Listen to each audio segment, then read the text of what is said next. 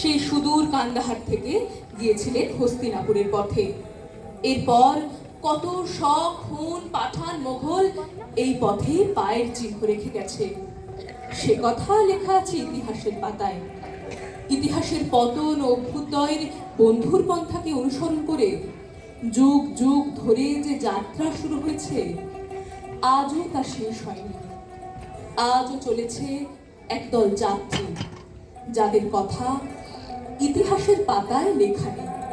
চলেছে অতি সাধারণ মানুষের দল, তাদের সুখ দুঃখ হাসি কান্নায় মোড়া জীবন নিয়ে। এ যাত্রা শুরু হয়েছে আফগানিস্তানের কত নাম না জানা গ্রাম থেকে। এর শেষ হবে হিন্দুস্তান পৌঁছে। আসন্ন বিচ্ছেদের মাঝে সবারই মনে পড়ে যায় নিজের দেশের কথা।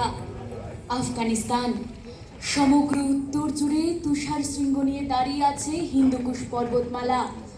এর বিশাল আয়তন প্রায় সমগ্র আফগানিস্তানকে ছেয়ে ফেলেছে।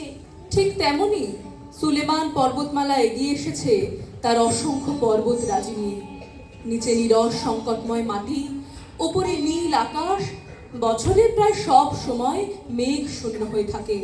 তাই শুকনো বালুময় মাটিতে ফসল ফলাতে আফগানদের করতে হয় অক্লান্ত পরিশ্রম। মাঝে মধ্যে দূর দিগন্তে দেখা যায় মেঘ। ব্যাকুল প্রত্যাশায় এরা তাকিয়ে থাকে হিন্দুস্তানের দিকে, সিন্ধুর ওপারে।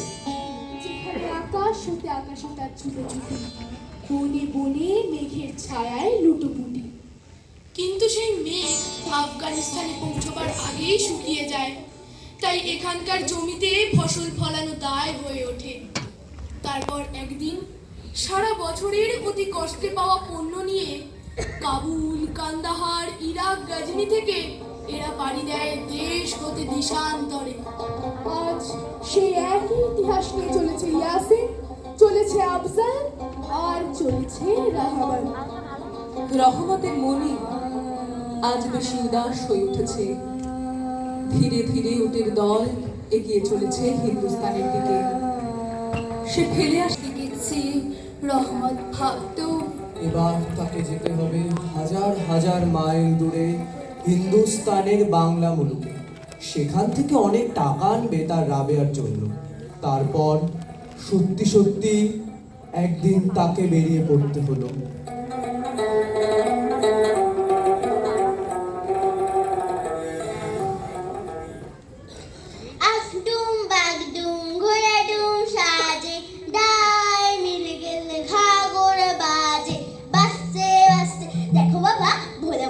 আকাশে হাতি সুর দিয়ে জল ফেলে, তাই বৃষ্টি হয়। মাগো, ভোলা তো মিছে মিছে বকতে পারে, কে বলবো কি দিন রাত বকে। উফ মিনি, এমন করে বলে না মা। আচ্ছা বাবা, মা তোমার কে হয়? মিনি, তুই তুই বরং ভোলার সঙ্গে খেলা করবে যে।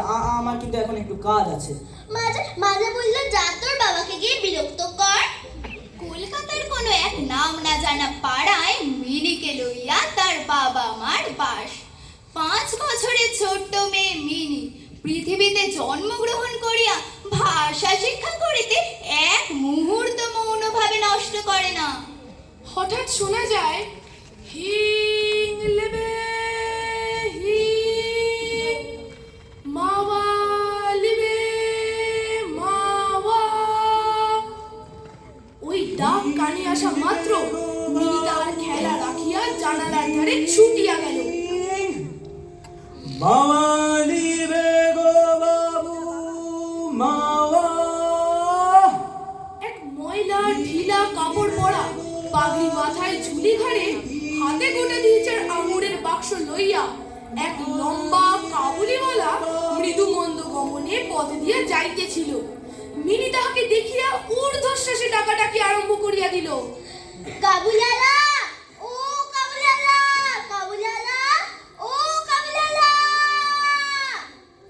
মিনির চিৎকারে কাবুলিওয়ালা হাসিয়া মুখ ফিরাইল এবং তাহাদের বাড়ি। বাবু, বাবু, তোমার বিটি কোথা গেল?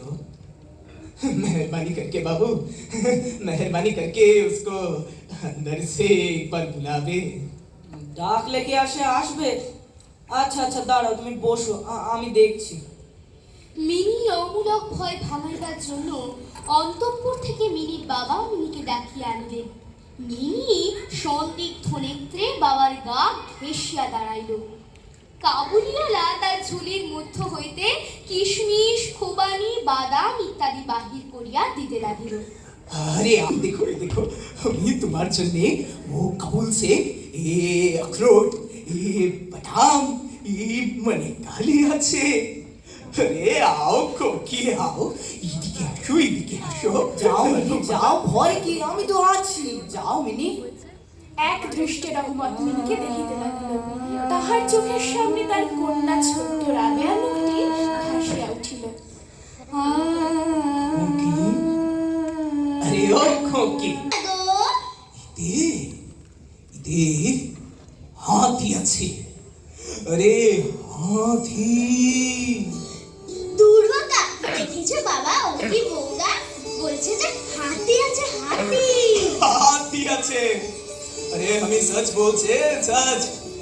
এই দেখবে, তুমি দেখবে। अरे হাতি। রহমত, তোমাকে তো কিছু পয়সা দাম দিতে হবে। नहीं बाबूजी, हमको माफ कर दो। हमी खोकी को कुछ मावा दीजिए।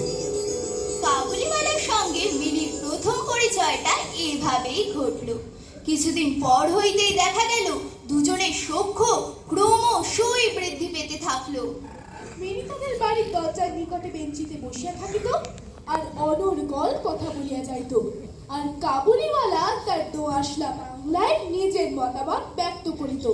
পঞ্চম বর্ষীয় বালিকার জীবনে এমন ধৈর্যবান শ্রোতা সচরাচর দেখা যাইত না। একদিন মিনির বাড়িতে শোরগোল পড়িয়া গেল। মিনির মা মিনির শাড়ির আঁচল থেকে একটা শ্বেত চকচকে গোলাকার পদার্থ লইয়া মিনিকে ভর্ৎসনা করিতে লাগিলেন।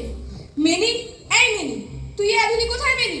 বারে কাবুলিওয়ালা দিয়েছে। কাবুলিওয়ালার কাছ থেকে আধুলি তুই কেন নিতে গেলি? বল কেন নিতে গেলি? আমি চাইনি, সে দিলে। মিনির বাবা আসিয়া মিনির আসন্ন বিপদ হইতে উদ্ধার করিয়া বাহিরে লইয়া গেলেন।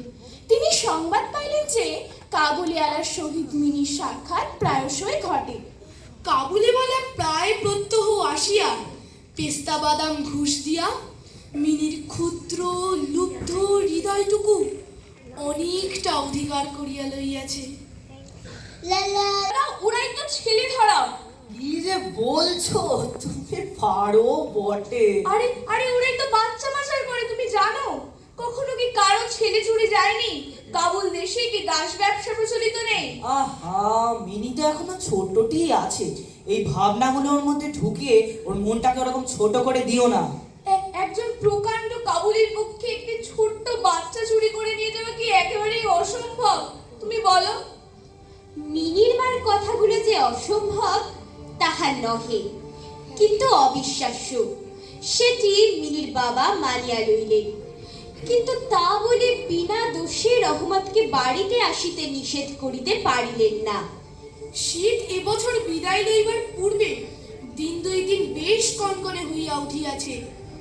মিনির বাবা সকালবেলা ঘরে বসিয়া তার লেখার প্রুফশিট সংশোধন করিতেছিলেন। তখন সকাল 8টা হইবে। এমন সময় রাস্তায় ভারী একটা গোল শোনা গেল। এই চল আমার সঙ্গে, চল, আয় এদিকে, আসতে পারবি? হ্যাঁ, চল আমার সঙ্গে, আয়। চাহিয়া দেখা গেল রহমত কাবুলিওয়ালাকে দুই পাহাড়ওয়ালা বাঁধিয়া লইয়া আসিতেছে। রহমতের পশ্চাতে দুখানি ছেলের গোল ছড়ে আছে, রহমতের গাত্র বস্ত্রে রক্ত চিহ্ন এবং একজন পাহাড়াওয়ালার হাতে রক্তাক্ত ছোড়া। তোমরা আমি ससुर के मानता हूँ, लेकिन কি করব? আমার দো হাত তো বাঁধা। সাংঘাতিক আঘাত করার অপরাধে কয়েক বৎসর রহমতের কারাদণ্ড হইল।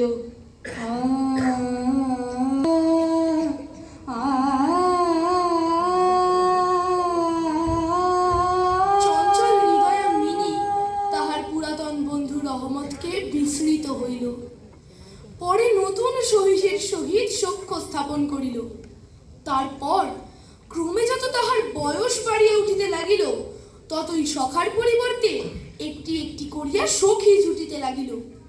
এমনকি এখন তাহার বাবার লিখিবার ঘরেও তাহাকে আর দেখিতে পাওয়া যায় না। রহমতকে সে এক প্রকার ভুলিয়াই গেল।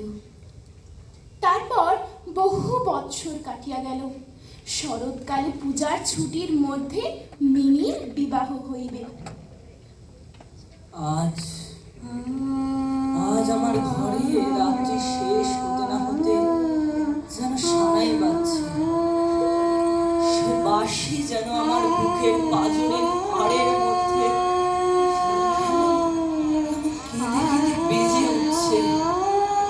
করুণ ভৈরব রাগিনীতে তাহার আসন্ন বিচ্ছেদ ব্যথা শরতের রৌদ্রের সঙ্গে মিশে সমস্ত বিশ্ব চরাচরে ছড়িয়ে যেতে লাগলো। আজ আজ তাহার মিনির বিবাহ।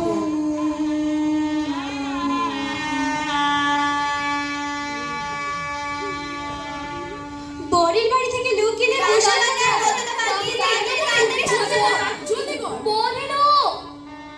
সকাল হইতে সাজু সাজু রব, লোকজনের আনাগোনা, উঠানে বাঁশ বাঁধিয়া পাল খাটানো হইতেছে। বাড়ির ঘরে ঘরে এবং বারান্দায় ঝাড় টাঙাইবার ঠুকঠাক শব্দ উঠিতেছে। হাঁক ডাকের আর সীমা নাই। মিনির বাবা ঘরে বসিয়া হিসেব দেখিতেছেন। এমন সময় সালাম আলাইকুম বাবুজি। কে কে তুমি? কি চাই তোমার? बाबू बाबू आप हमको पहचाना नहीं बाबू? हमें हमें रहमत से बाबू, रहमत वो कबूली वाला रहमत। ও হ্যাঁ, রহমত। তা কিরে রহমত, কবে আসলি? कल शाम को बाबूजी, कल शाम আমি জেল से खलास পাইছে। কথাটা শুনিয়া বিশেষত জেল শব্দটি কানে খট করিয়া উঠিল। মিনির বাবার মনে হইতে লাগিল, আজিকার এই শুভ দিনে এই লোকটা এখান হইতে গেলেই ভালো হয়। হাজার হোক জেল খাটা আসামি কিনা। রহমত, আজ আমাদের বাড়িতে একটা কাজ আছে, আমি কিছু ব্যস্ত আছি, তুমি বরং আজ যাও। কথাটি শুনিয়া সে তৎক্ষণাৎ চলিয়া যাইতে উদ্যত হইল। অবশেষে দরজার কাছে গিয়া একটু ইতস্তত বোধ করিয়া কহিল, बाबू बाबू हमार गुस्ताखी माफ कीजिएगा बाबू, लेकिन लेकिन हमारे खोकी के एक बार देखते पावे ना बाबूजी, बस बस एक बार। রহমতের সরল মনে বুঝি বিশ্বাস ছিল তার ছোট্ট মেয়ে এখনো ছোট্টটিই আছে। সে যেন মনে করিয়াছিল মেয়ে আবার সেই পূর্বের মতো কাবুলিওয়ালা ও কাবুলিওয়ালা করিয়া ছুটিয়া আসিবে।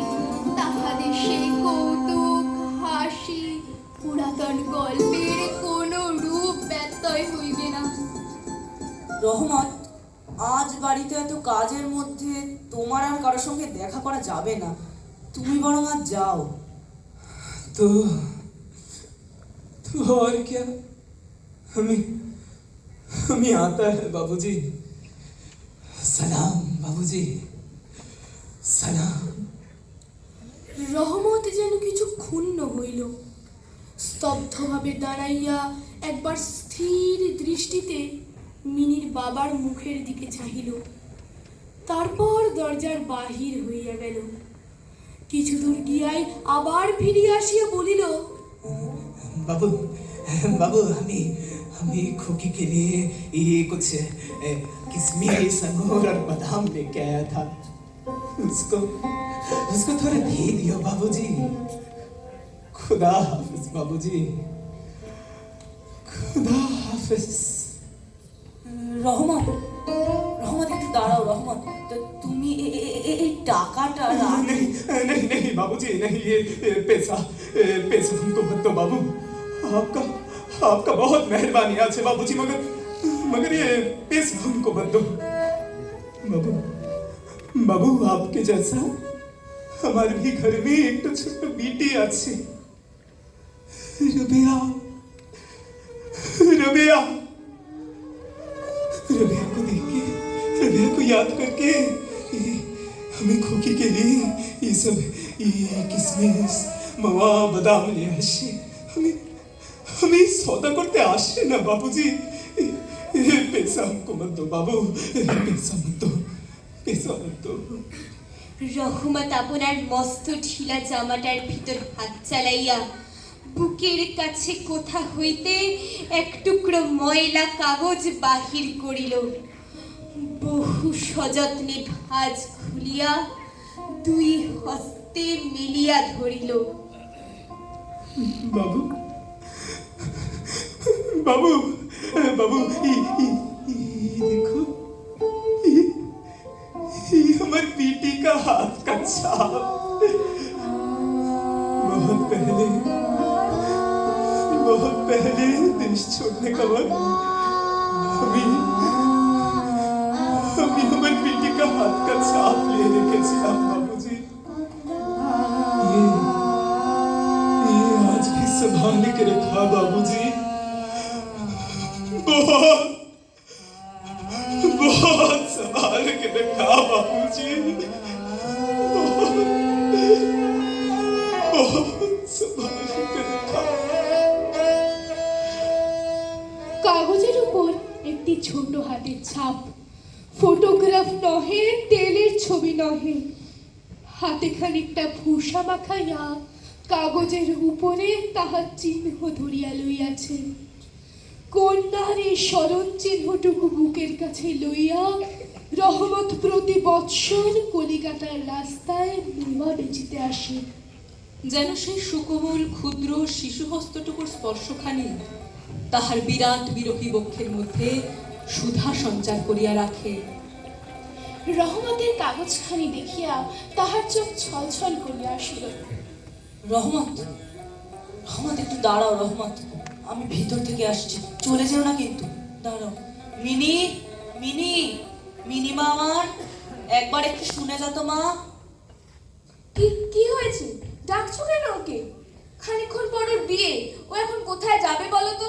আরে রহমত এসেছে, রহমত, সেই রহমত মিনির সঙ্গে একবার দেখা করবে।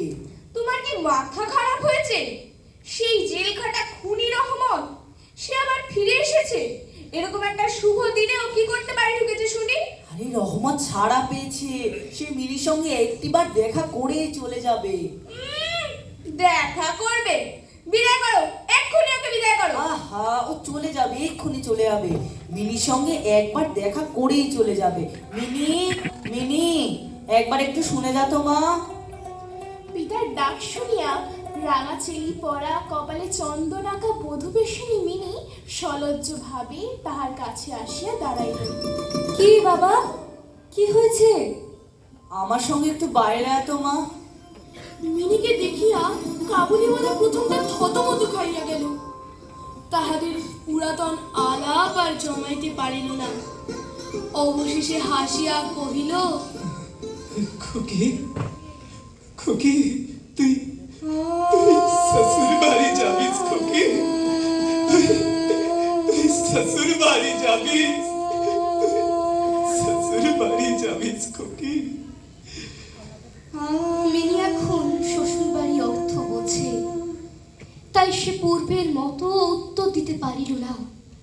রহমতের প্রশ্ন শুনিয়া লজ্জায় আরক্ত হইয়া মুখ ফিরাইয়া দাঁড়াইল। তুই ভিতরে যা মা, তুই ভিতরে যা। পিতার কথা শুনিয়া মিনি অন্তঃপুরে চলিয়া গেল।